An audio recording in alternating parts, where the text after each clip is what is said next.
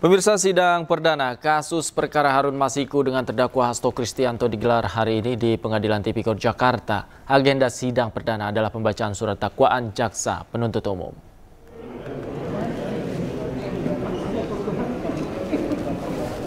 Sekjen PD Perjuangan Hasto Kristianto menjalani sidang perdana sebagai terdakwa dugaan perintangan penyidikan perkara korupsi Harun Masiku di Pengadilan Tipikor Jakarta.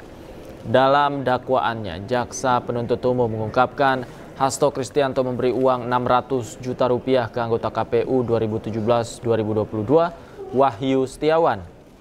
Hasto juga didakwa merintangi penyidikan, salah satunya dengan memerintahkan Nur Hasan untuk meminta Harun Masiku merendam ponsel ke dalam air.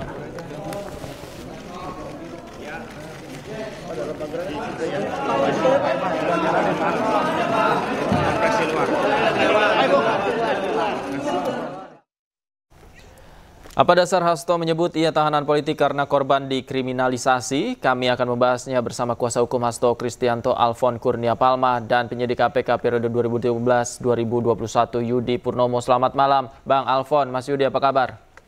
Malam. Halo, selamat malam. Selamat malam. Saya ke Bang Alfon terlebih dahulu. Bang Alfon, apa yang menjadi latar belakang ketika Mas Hasto tadi mengatakan dia adalah korban kriminalisasi? Baik, terima kasih. Pertama-tama begini ya. Memang sedari awal bahwa ini banyak indikasi-indikasi bahwa terjadinya langkah-langkah politik ya, sehingga langkah-langkah tersebut menjadi suatu indikasi patut diduga adanya suatu tindakan-tindakan politik sehingga adanya pemidanaan yang dipaksakan begitu. Nah, kita bisa mengkaji itu sedari awal terkait dengan ada pernyataan dari Ibu Megawati terkait dengan PDIP itu akan diawut-awut. Kemudian setelah itu ada spanduk-spanduk, dan kemudian setelah itu ada utusan yang disinyalir itu meminta dari Pak Hasto Kristianto untuk mundur dari Sekjen PDIP, dan kemudian setelah itu karena ada pemecatan dari kader-kader PDIP, Pak Hasto itu ditersangkakan. Nah, jadi sebagai seorang politikus, adanya manifesto politik yang menyatakan bahwa dia sebagai tahanan politik itu menjadi suatu hal yang sangat rasional untuk dikatakan oleh beliau.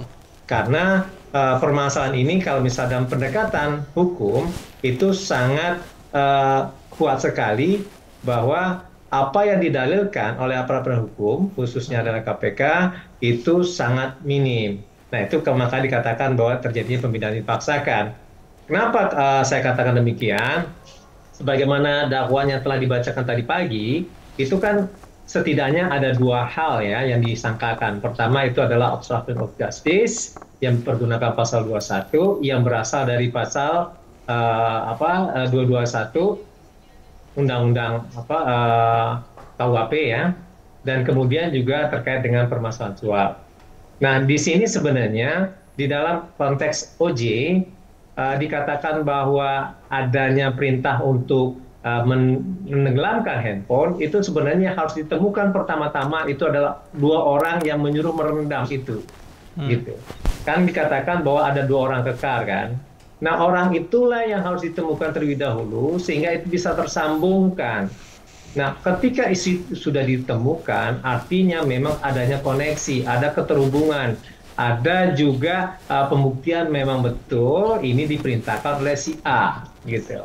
Tetapi kan ini tidak ditemukan, tetapi langsung disimpulkan bahwa yang menyuruh itu adalah Pak Hasto Kristianto. Nah, ini menurut kami menjadi suatu hal yang sangat sumir gitu. Artinya misal contohnya gini, saya tuduh Mas Yudi gitu kan.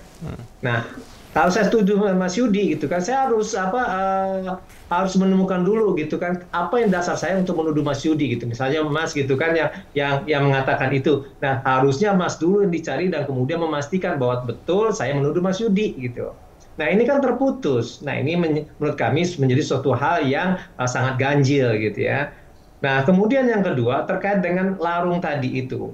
Sebenarnya larung itu tidak ada handphone yang ditenggelamkan kecuali ada pakaian gitu ya. Dan kemudian pakaian tersebut, handphone tersebut itu ada di KPK, sudah disita gitu. Di dalam pun juga tidak ada apa-apa informasinya. Dan kemudian perlu dicatat bahwa dalam pengambilan handphone tersebut bukan dalam tahap penyidikan. Oke. Gitu. Kalau tertangkap tangan itu bukanlah tertangkap tangan, itu juga bukan dalam kondisi yang terdesak, yang tidak memerlukan izin dari pengadilan atau dari dewas. Oke. Itu pertama. Gitu. Dan kemudian yang kedua terkait dengan suap, nah itu yang dikatakan bahwa ini terjadinya duplikasi dan kemudian tambal sulam, sehingga dikatakan bahwa di situ ada peranan, padahal berdasarkan putusan sudah ingkrah 18 dan 28 itu tidak pernah menyatakan bahwa ada dugaan keterlibatan dari klien kami. Nah itulah makanya dikatakan bahwa ini merupakan pembinaan dipaksakan, dan kemudian dari kronologis peristiwa tadi itu memang berdimensi politik jika dibandingkan dengan peristiwa-peristiwa hukum. Nah itu bahkan sangat wajar apabila dikatakan bahwa beliau mengeluarkan manifesto bahwa dia adalah tahanan politik. Itu kira-kira, Mas. Oke, baik. Saya ke Mas Yudi. Mas Yudi, kalau dari ceritanya Bang Alfon kan tadi dalam kronologi dan konstruksi hukumnya ada missing story begitu ya, ada yang tidak ditemukan, kemudian juga ada yang terputus hubungannya, relasinya dengan Mas Hasto. Nah, apakah kemudian di persidangan ini penyidik dalam hal ini KPK ini memiliki bukti yang kuat dalam hal ini? Ya, jadi ya pertama tentu kita harus klarifikasi ya, Pak Hasto secara faktual kan bukan tahanan politik ya, tapi tahanan kasus korupsi dan obstruction of justice gitu ya. Nah, jadi ketika kemudian itu dinarasikan tahanan politik ya, saya pikir kan itu adalah salah satu jenis pembelaan ya.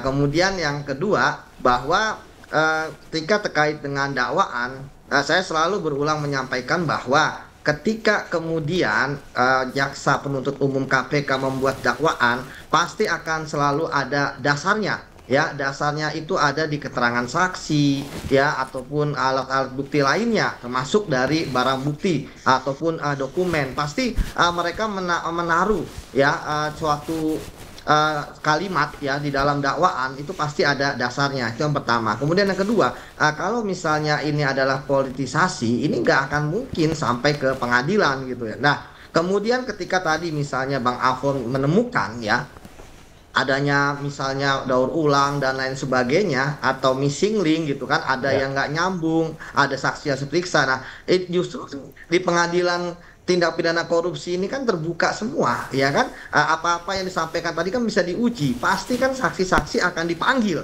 ya, dan kemudian akan diberikan kesempatan kepada pihak penasihat hukum untuk kemudian bertanya kepada saksi tersebut. Dan ada kutip, ya dikuliti lah, seperti itu. Bahkan hakim pun juga bisa menanyakan. Jadi saya pikir kalau misalnya ini adalah politisasi, ini akan cukup saja sampai di penyidikan. Ini akan digantung gitu kan, perkaranya sampai bertahun-tahun seperti itu. Yang penting statusnya ada tersangka. Tapi kemudian ketika kasus ini dibawa ke pengadilan, ya seharusnya kita bisa berpikir secara terbuka ya, bahwa di sini kita bisa bertarung ya di pengadilan, karena memang tempatnya bersalah atau tidak bersalah kan di pengadilan, untuk bisa meyakinkan hakim berdasarkan dua alat bukti yang cukup. Jadi saya pikir kalau misalnya ini adalah dipaksakan, justru yang menguntungkan adalah pihaknya Pak Hasto gitu ya. Karena kalau misalnya dipaksakan, tentu akan sangat mudah sekali ya, dipatahkan oleh tim penasihat hukumnya. Apalagi kan penasihat hukumnya kan sampai 17,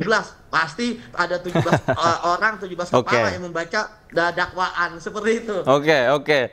Bang Alfon, silakan. Sebenarnya ini menjadi apa ya, media untuk pembuktian dari 17 tim kuasa hukum nih di pengadilan untuk membuktikan bahwa Mas Hasto tidak bersalah.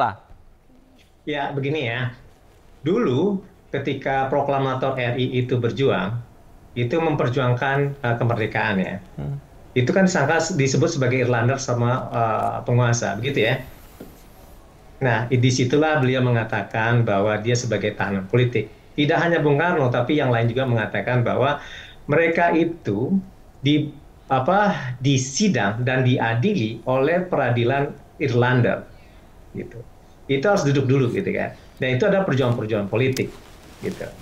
Nah, ketika wilayah-wilayah hukum dipergunakan untuk mentersangkakan orang. Nah, disitulah dikatakan bahwa alat demokrasi yang namanya persidangan atau peradilan itu dipergunakan untuk kepentingan politik.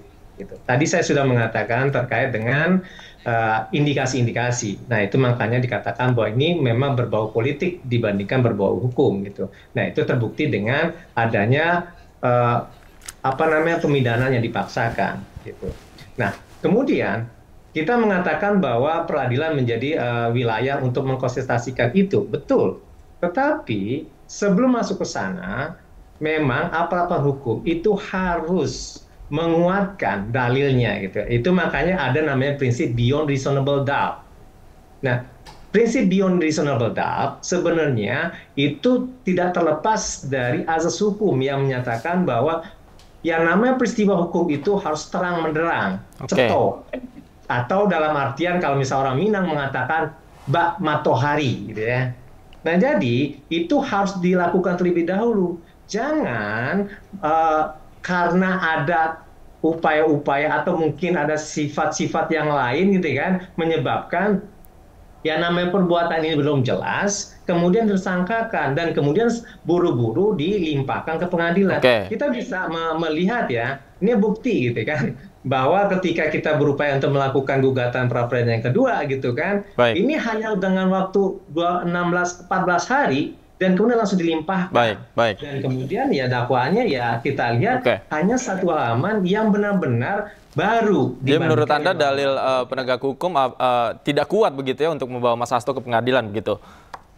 Bukan tidak kuat, tapi lebih kepada ini dipaksakan dan kemudian dua alat bukti yang dikatakan oleh Mas Yudi tadi itu tidak terbukti sebenarnya. Kenapa saya katakan tidak terbukti? Satu, kalau misalnya memang ada dikatakan memerintahkan untuk mencelupkan itu, temukan dulu dua orang yang memerintahkan Nur Rosan itu untuk mencelupkan. Baik. Temukan itu dulu. Baik. Mas Yudi. Mas Yudi, menurut Anda penyidik KPK juga sudah mengetahui identitas dua orang yang tadi dikatakan untuk ditemukan dan dihadirkan di pengadilan jika dibutuhkan?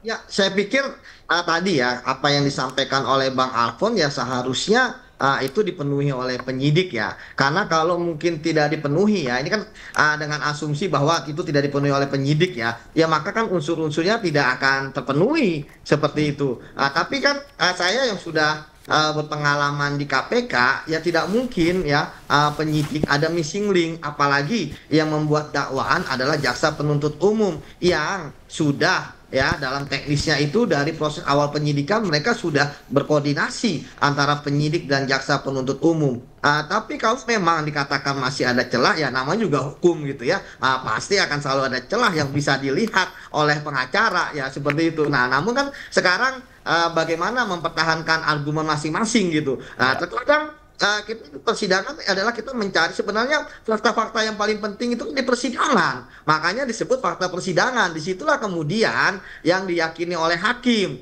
Ya memang banyak pengalaman. Bang Afong juga kita banyak pengalaman. Kayaknya kita fakta persidangan menguntungkan kita, tapi kemudian nggak menang, ya diindahkan sama sekali gitu. Itu biasa gitu kan. Ya jadi sekarang ya tinggal bagi saya sih kalau di persidangan, saya pikir tinggal keahlian dari Bang Alfon ini, guru saya ini gitu ya, untuk kemudian bisa lah meyakinkan hakim bahwa klien beliau itu tidak bersalah seperti itu. Dengan tadi pasti tinggal dicecer ya saksi-saksi yang kemudian dihadirkan oleh pihak KPK seperti itu. Artinya perang pembuktiannya ada di persidangan begitu ya. Kita pantau terus nanti jalannya sidang seperti apa. Terima kasih Mas Yudi, Bang Alfon juga terima kasih banyak sudah bergabung sama kami. Selamat malam Bapak-bapak, sehat selalu. Malam. Amin.